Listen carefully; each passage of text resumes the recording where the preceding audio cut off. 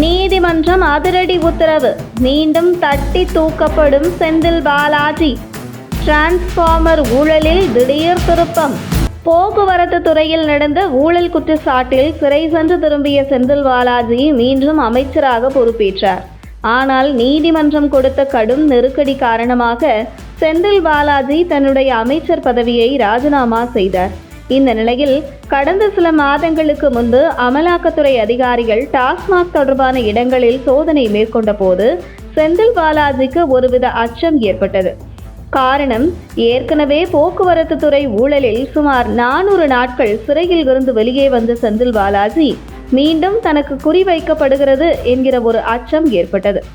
உடனே அப்போது அவசரமாக டெல்லி சென்றார் செந்தில் பாலாஜி.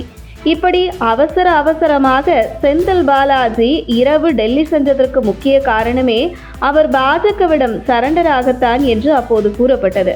அதாவது செந்தில் பாலாஜிக்கும் தொழிலதிபர் அதானிக்கும் நெருங்கிய தொடர்பு இருக்கிறது.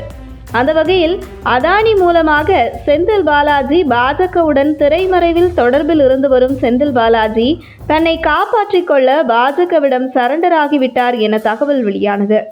ஆனால் திமுகவின் கொங்கு மண்டல தளபதி என்று அழைக்கப்படும் செந்தில் பாலாஜி அரசியல் நடவடிக்கைகளை தீவிரமாக கண்காணித்து வந்தது டெல்லி பாஜக தலைமை.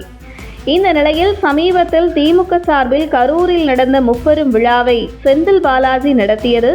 சமீப காலமாக சற்று அமைதியாக இருந்த செந்தில் பாலாஜி மீண்டும் அரசியலில் ரீஎன்ட்ரி கொடுப்பது போன்று அமைந்தது.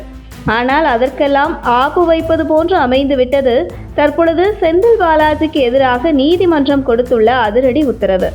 சென்னை உயர்நீதிமன்றத்தில் அறப்போர் இயக்கம் சார்பில் இதற்கு முன்பு தாக்கல் செய்யப்பட்ட மனுவில் தமிழகத்தில் 2021 முதல் 23 ஆண்டுகளுக்கு இடையில் 45,800 டிரான்ஸ்பார்மர்கள் கொள்முதல் செய்ய 1,182 கோடியே 88 லட்சம் ரூபாய் மதிப்புக்கு டெண்டர் கோரப்பட்டது. டெண்டர் ஆவணங்களை ஆய்வு செய்ததில் ஒப்பந்ததாரர்கள் லாபமடைய செய்ததன் மூலம் அரசுக்கு 397 கோடி ரூபாய் இழப்பு ஏற்பட்டுள்ளது. இது தொடர்பாக லஞ்ச ஒழிப்புத்துறையில் அளித்த புகார் மீது வழக்கு பதிவு செய்ய உத்தரவிட வேண்டும்.